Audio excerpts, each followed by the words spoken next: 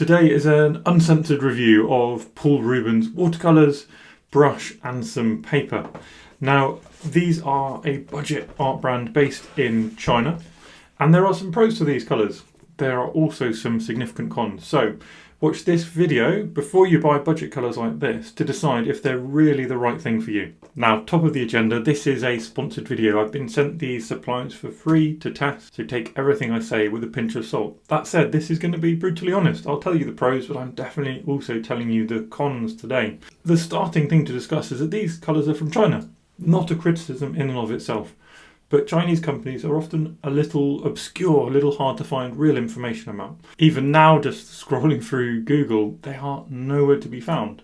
There is just loads of reviews from people like me telling you to buy them. So if it's important to you to know the, say, ethical standards, the factory conditions, or where your colours really come from, then maybe have a think again.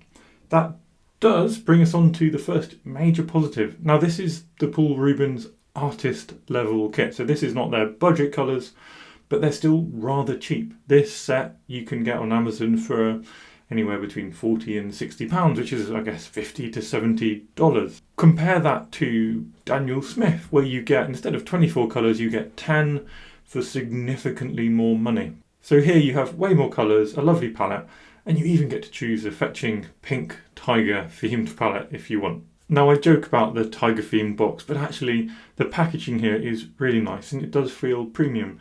And I really do appreciate the metal tin. It is something which is my preferred go-to option for painting, and I'd encourage people who haven't tried a metal tin just to try one out because I think it's a much better experience. Inside, the watercolours are well packaged, neatly arranged, all in the right order, and with a simple bit of paper over the top. No extra plastic here. However, a lot of this stuff is a little bit overpackaged. I'm not sure why we have a glasses wipe or a large microfiber cloth included with our watercolours. Not going to complain too much, it will be very useful for my glasses. But then our paper is wrapped up in extra plastic, our brush has extra plastic on it as well, and I just don't see the need, and I really wish that companies would stop giving me all of this extra stuff to put in the recycling or put in the bin. It's just not necessary at all. When I get over being very grumpy, we have got some useful touches. So for example, we have a little card in here which lists all the colours. It includes the pigments, so the actual chemical pigments which are in this set of 24 colours. A couple of notes though, and this is kind of what you expect from a budget brand. It's not actually the colours we've got, it's all the colours in their range, I can only assume, because it's a lot more than 24 colours. And it's not in a script that I can understand or easily translate. I can work out what some of these must mean. There must be something about opacity and light-fastedness. The other thing is that the colours here appear to bear almost no resemblance to the actual colours of the watercolours, which is probably just low-quality printing on this. I can't speak for the veracity of the exact pigments that they've used for myself, but there is a couple of blog posts, I'll link one of them down below, where they suggest that around 6 of the pigments are incorrectly labelled, which is a little bit frustrating. But when we find the ones which are correctly labelled, and I'll be doing this swatch with you shortly to show you the colours, we do actually have some high-end pigments in there. We've got some, for example, cadmium pigments. We've got some of the same things we'd normally expect to be used in French ultramarine and in Prussian blue, for example. These are all high-end pigments. They are not things you'd normally find in student-grade pigments. For me, there's a downside here. I mentioned the word cadmium. I'm not a fan of toxic watercolours or toxic paints in general. Cadmium being the most toxic of all of them. So if you're going to be throwing these paints down the drain, please don't, at least with the cadmium, and have a think about the rest of them as well. One other thing that is nice to see is that many of these pigments are light fast. Again, this has actually been tested. I'm going to put a link to that same blog down below, and they'll show you the ones which are light fast and the ones which aren't. And actually, these paint perform very well on that front. Now, there's 2 other things I've been sent. One is this paper. So I would love to tell you more about this paper, but because there's no included useful labelling for me, I can't. What I'll tell you is it handles okay, it buckles a little bit, and you'll see that as we paint. It's reasonably priced, but I would encourage you to get paper that you can reliably source and really get used to. One other oddity about this paper is, I'm not sure if you can really tell in the camera or not, but it feels like it's got glitter on it. And some of you may like that, and some of you may be me and not like that. And I'm not really sure why it's got that flickery, speckled, glittery feel to it.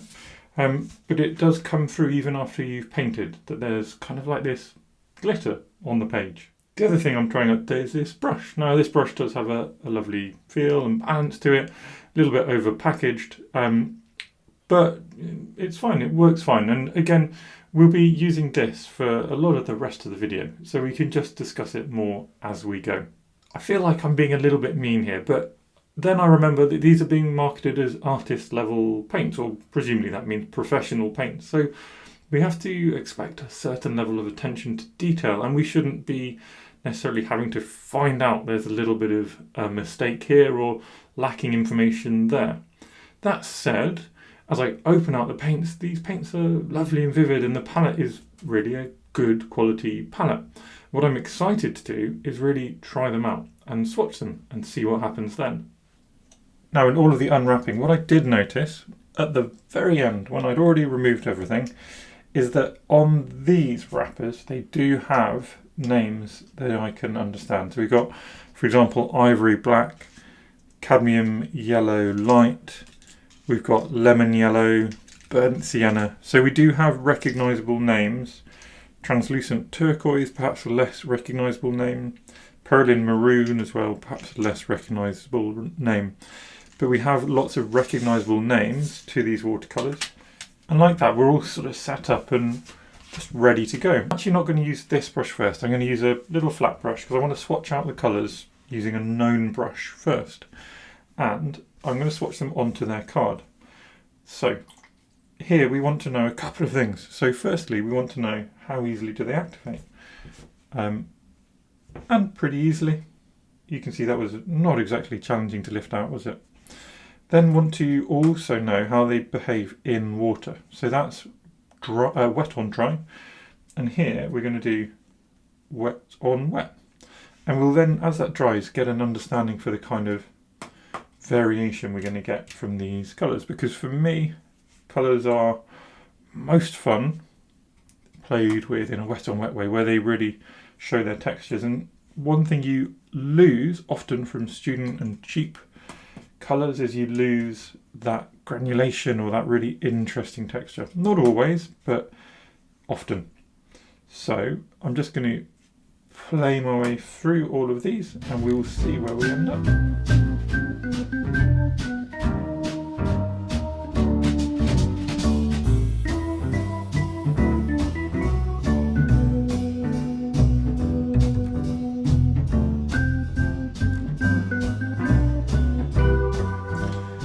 So we had a bit of an accident here, but actually it's a nice way to show that these colours do move around quite nicely. We can also see that this colour, which they've called French blue, is indeed a little bit granular.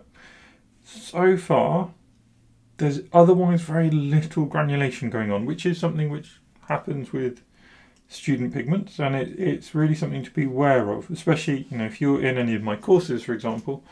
We talk about granulation in not all over the place, but in a couple of places, and sometimes people are worried, why am I not getting my granulation? And it might be just because you can't. With your specific pigments, it might literally not be possible for your colours to granulate, and that's okay, because there are other things you can do. For example, you could just buy a couple of other granulating pigments. That's all you need, is a couple, to enhance your student set, and that's a great way to get started with your watercolour collection rather than buying loads and loads of expensive ones.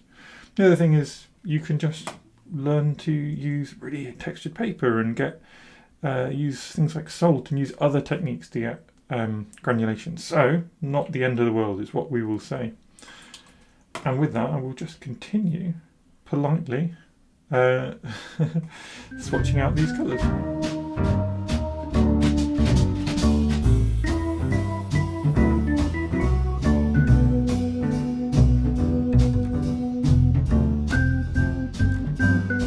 with the swatch done, what I'm sure that we can all agree with is that these are beautiful, bright and bold colours. And I'm actually very impressed. And often these cheaper pigments perform really well used in this clean and clear manner. But here is a warning about cheap colours in general. Often the brightness is coming from brighteners. That is, brighteners both in the paint but also sometimes on cheaper papers. And why are brighteners bad? Well, brighteners are an additive in the paint, and it means that they become a little bit opaque, and it means that very quickly these paints can join together and become very muddy. So let's explore these paints and find out if they are muddy, filled with brighteners, or if we can get a similar sort of crystal clear feel to what we'd expect true professional paints to produce. So to test the opacity of the colours, all I'm going to do is a series of little lines, getting finer and finer, doing some hatching, and I'm going to do some stripes of colours going across. Then we'll do a tiny little scene here as well, like really quick, simple, nothing clever whatsoever. And when we put on some thick colour on top of all of this, how clearly we're going to see the lines, or how much are the lines going to feel like they've gone back into the distance. So I'm going to just stick for now with my flat brush, which will enable me to produce some nice lines across here. And let's look at this and see colours which feel opaque and see if they are. So for example, our PY42, which is earth yellow, and it does indeed feel like a Mars yellow or a yellow ochre. How does that one fare as a flat line? And let's see when it dries, but first impressions, pretty opaque. And that's okay. My Mars yellow from Daniel Smith is a semi-opaque colour. Let's try something else which looks like it might be a bit opaque. Actually, the colour next to it looks a bit like it might be a little opaque. So let's see.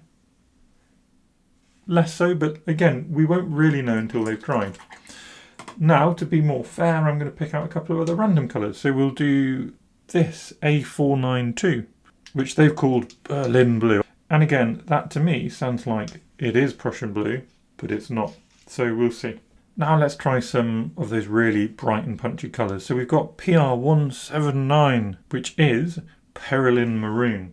And you know what, that's pretty transparent. Let's go into the yellows. Often the yellows will have a little bit of brightener in. Maybe difficult to tell. It feels a little bit like the lines are in the distance there. And the last one is this bit of colour which actually looks a bit like buff titanium, which is a Daniel Smith special. I don't use very much, but it is supposed to be semi-opaque. And it feels, I haven't got the lines there, but you can sort of feel it feels pretty opaque, doesn't it? Now, as these colours are drying, what you can see is they do feel quite thick. So all the way down, they feel a bit claggy. That's how I would probably describe them. What I'm going to do is dry them, and then we'll do the second part of our opacity test. So the second part of our opacity test will be to pick some other random colours and just go down. So what we would expect to see is that we can blend our colours quite effectively just through layering. But if they're opaque, it will paint more like gouache, where one colour on top of the other becomes the new colour, not a blend of the two. And sorry to say, I really do suspect that really what we're getting here, we're getting blue.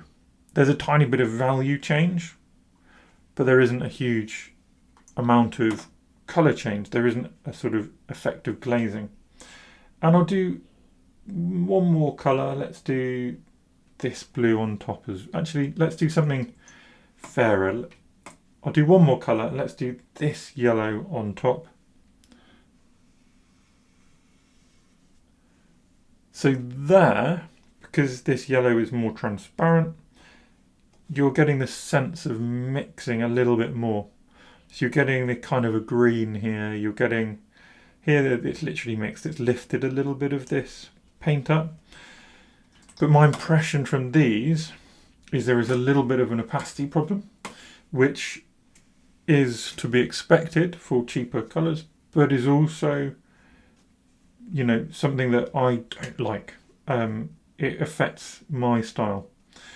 So let's just try them though. Let's actually just try these colours. And I'm just going to paint from the pans and see, you know, what happens if I just do some loose painting. Do we get that same feeling of sort of clagginess or not? And what we saw already is they move really nicely. And we're getting this really lovely movement. That's definitely something in these paints, forte in their strengths. Do we have a nice bright blue? Probably one of these blues is a nice and bright blue.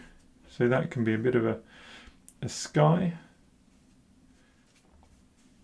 And if I let things just connect, again, we should get that nice sort of flowing movement. Some splashes, and there we go. So painted loosely, painted quickly, these don't feel too opaque. It's certainly not the colours I've used. Over here, just testing them out, they do paint a bit dry and a bit claggy. Now to show you that what I would expect to happen with some real quality colours, and I'm not, unfortunately, I'd love to be endorsed by my expensive brand of colours, but I'm not. So this is truly my opinion of these colours, which is that they're brilliant. They're a lot more expensive, but this is what I'd expect to happen. And what we'll do, we can show them alongside on the same screen, and you can see that much greater clarity. Even if I paint really thick, these colours don't feel claggy. If I pick something textured, bit of ultramarine, you get a real transparency coming through these colours, which enables you to layer up and layer up. Do a nice red down here. So I'm doing the same process here. I'm even scrubbing a bit more. And even if I just go over and over, do you see how clear these black lines are and how these ones have faded? This is transparent colour. This is not. This is semi-opaque. This is claggy. This is a little bit dry.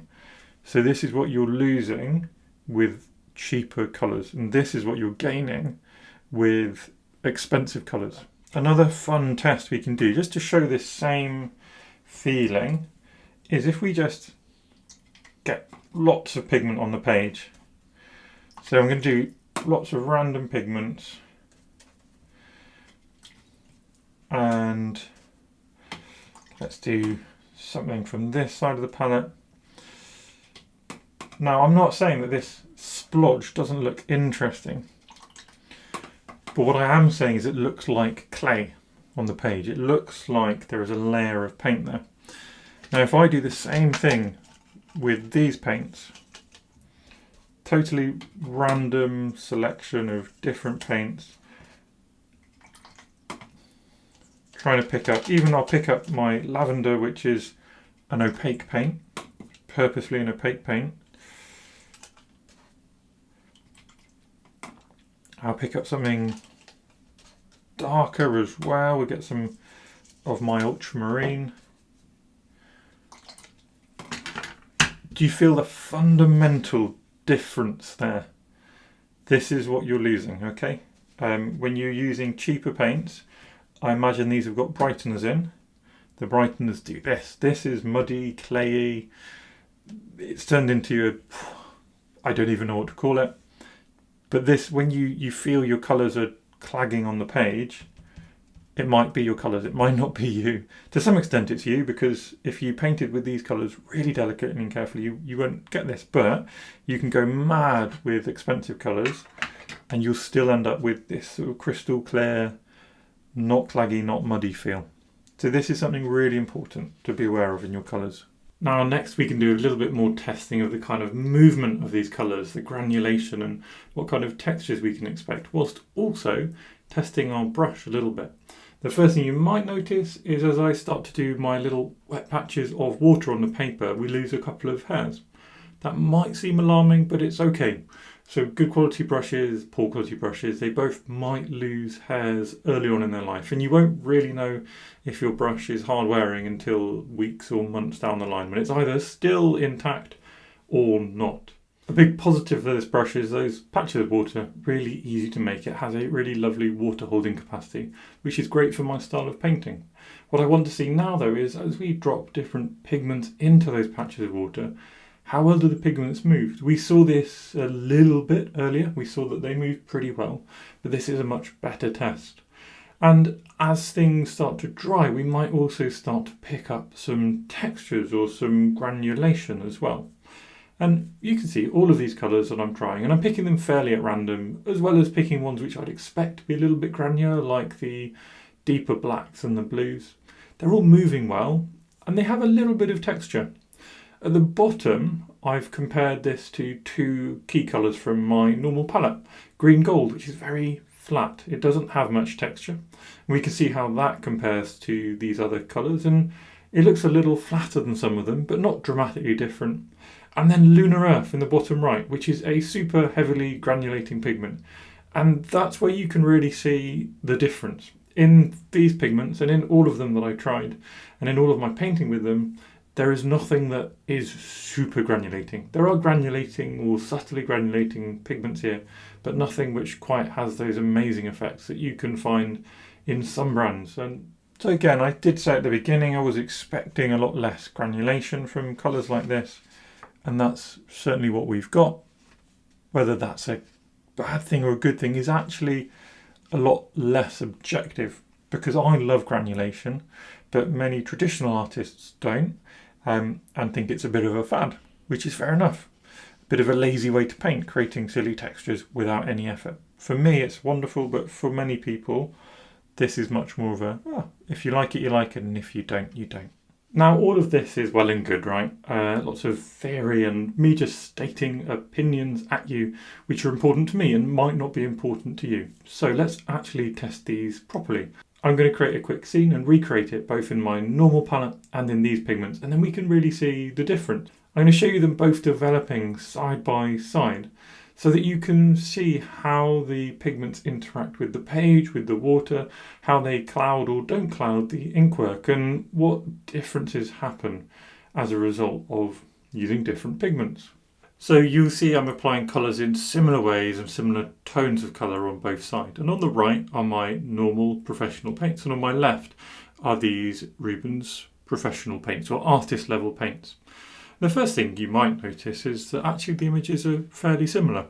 The one on the right, the professional current palette, is perhaps a little bit bolder and a little bit brighter. I think that's actually because on the left I'm being more cautious.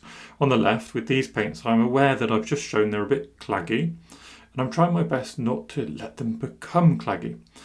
In both you can see they move admirably with the water. They have lovely textures and just a gentle feel to them. And I'm able to add colours on top of other colours, have them softly move together without any issue. If anything, at this stage, I'm a bit tempted to say I prefer the Rubens colours to what my other colours have done. I think I was a bit heavy-handed with my normal palette, and the Rubens watercolour palette has started off with a more level-headed, easier to sort of imagine how it's going to develop sketch. It's less bold and less over the top and fewer edges in there. So a really strong start for our new colours. Two things we should also mention before we dive into the next layer is the brush and the paper. So firstly, the brush did a good job. It's a little too flexible for my liking. So in the next layer, I'll go back to using my flat brush so I can be a bit more specific. But it was able to apply little touches of paint when I needed. So not a bad brush by any means. I'm not sure I'd go out looking to buy it, but I wouldn't be sad if someone gave it to me. The paper itself has held up okay. I've purposely not taped it down to just really see how much it buckles. Given how much water I've used and how much I haven't taped it down, the buckling's not too bad. So it's okay paper, but again, I'm not sure I'd go out of my way to purchase it. And now it's time to add our second layer of colours, and you can see both of them have dried and settled as they should, so these watercolours have become much flatter and calmer, so I'm a little more happy with my normal palette. I'm applying my colours in a fairly flat way, and I'm trying to do this to make a nice and bold image using this big flat brush. You can see as we layer things up, both colours gain a lot more value, both colours gain a lot more saturation.